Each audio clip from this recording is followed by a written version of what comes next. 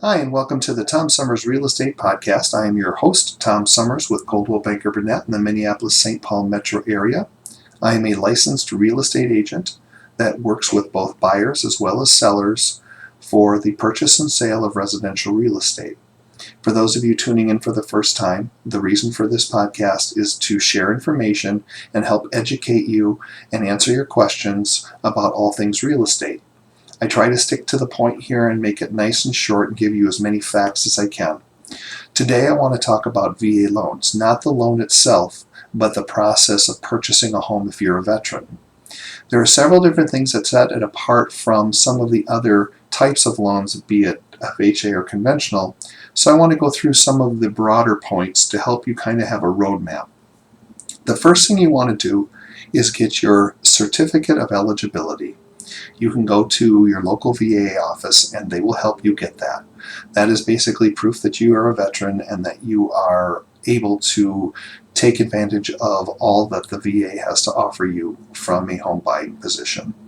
Once you have that, you're going to want to work with a lender and a real estate agent as well as a closer. The closer comes later, but the next two pieces are really important. Finding a loan officer that does VA loans is very important.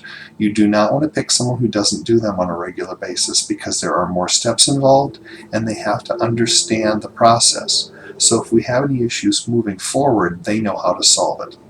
The other piece is picking a real estate agent who also helps veterans.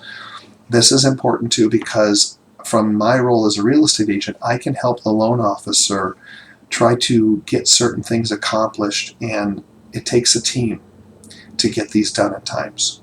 So once you have your certificate and you've started shopping and you've chosen your real estate agent, your loan officer, it's really no different at this point than any other loan. You're shopping, you're looking for a house, and when you're ready to go, you put a purchase agreement together. When you put the purchase agreement together, VA is still the only loan that I'm aware of, at least at this point, that is a zero down loan program. So not only can you show up with no money down to get into a house for what you qualify for, many times we can also ask the seller to pay closing costs. However, one note you should make here is that when you write a purchase agreement, you're going to want to put an earnest money check with it. That is something of value with the offer that says, hey, I'm interested and I want to purchase your home. Let's use $1,000 as an example. So that $1,000 then, if we get the purchase agreement put together, goes into a broker's trust account. While it's in the broker's trust account, it sits there until the date of closing, and then it is a credit to you. So if you put $1,000 down in earnest money and you have a zero down loan, you will get all, if not most of that money back at closing. Sometimes you will end up paying for a few different items, whether it be an appraisal or something that isn't rolled into the loan. But you can usually count on at least half, if not the majority of that money coming back to you. The other part of this that I want to talk about is the approval process for the loan when it comes to an appraisal. I just had one here that we finished up with a veteran the other day that has been a really long and hard, drawn-out fight to get this thing to go. Without going into a lot of detail, one of the things that you as a buyer or the seller does not get to choose is whoever the appraiser is.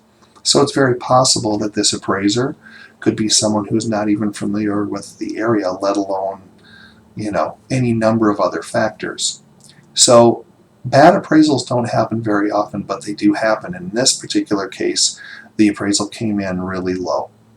So what we had to do is we had to go through an appeal process with the VA. Once the VA has the appraisal done, you have the right to go back in if it comes in lower than your purchase price, and you can dispute the value of that appraisal. Now, the appraiser himself or herself may not want to allow this, so you'll have to appeal to the VA directly. And what they'll typically do then is they will assign someone to review the case. And then at that point, they will allow you to have your agent or even the listing agent submit some comps to support the value in which the home is sold for. The VA will then take that and work through the original appraisal to see if there were any errors in the appraisal, see if any of the comps that were used were not proper, and remove those and replace those with new comps. It doesn't always work in your favor, and it still could come up a little bit short. But at least if you get close to the sale price, you have some options as a buyer. So let's say the appraisal is for, or the purchase price is for $200,000 on a single family home. And the appraisal comes in at 180, but you know as a buyer as well as your agent knows that, hey, this house is worth 200,000. So when the appraisal comes back, if it's bad, you can do this whole process to try to appeal it.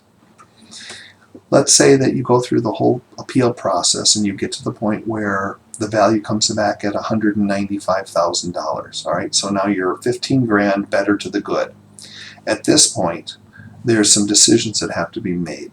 Number one, you can try to negotiate with the seller to get that purchase price reduced $5,000 so that you can purchase the home. Now, the seller's not going to want to do that because they already believe it's worth $200,000 because you're writing an offer on it.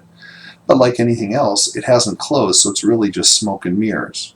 Many of the sellers are going to be willing to do this because they realize that the appraisal is the appraisal, and more than likely the next appraiser who will come along, be it for a VA or for FHA or any other type of lending institution, will look at this appraisal or use it depending on the situation for the next 6 months. So they understand that they're kind of somewhat stuck. But let's say they're being very belligerent and they refuse to come down in price. Well, then your next option is to either walk away and cancel the contract because it didn't appraise at the value you intended to purchase it for, or C, you can come to the close with the difference in cash. Not many people are willing to do that, but I want you to consider one thing. It can work to your advantage because the appraisal can still come back below value, but you have proof that the house is worth more than that. So before you cancel the contract, if it's the absolute right fit for you, you may want to consider that as an option because at the end of the day, you could probably turn around and sell it for the price that you purchased it for. So again, there's more work that needs to be done. The reason I'm bringing this up is that there's no way you're going to purchase this house without a good team of professionals working with you. You need that loan officer who understands how to jump through the hoops of the VA, and you need a buyer's agent who is willing to represent you to make sure that all of the information gets submitted, because not always are we in a situation where the listing agent is willing to help out at all when it comes to this review process.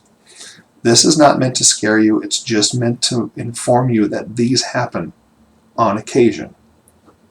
You know, you could do 10 different house sales as a real estate agent that are all VA and have no problems at all with value from an appraisal. And then every once in a while that one comes along.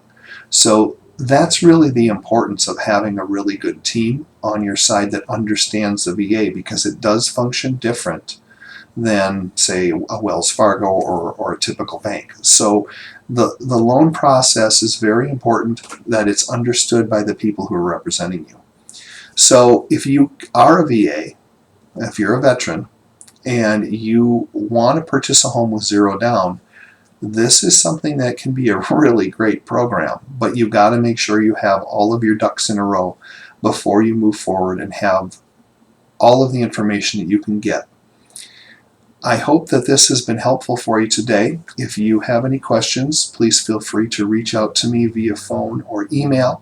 Please keep those questions coming, and I will see you next time with some more good update information for you on the world of buying and selling houses. Thanks for tuning in.